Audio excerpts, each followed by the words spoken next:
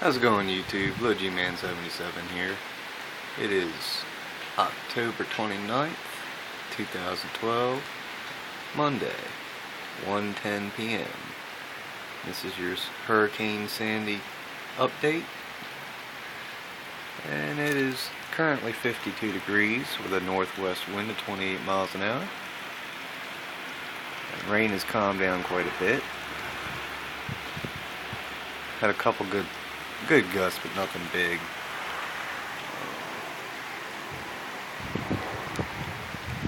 Hope it's not the calm before the big one, but I don't think it is. I more or less think it's going to keep up like this all day. Still don't think it's going to get that bad here until later this evening, around, I'll say 5 or 6 o'clock. Yep, old tree's still standing.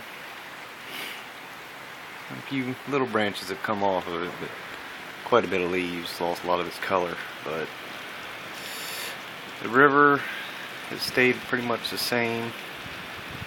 I really do need to run out there and look at it though, just in case. I noticed that guy's moved his trucks up, so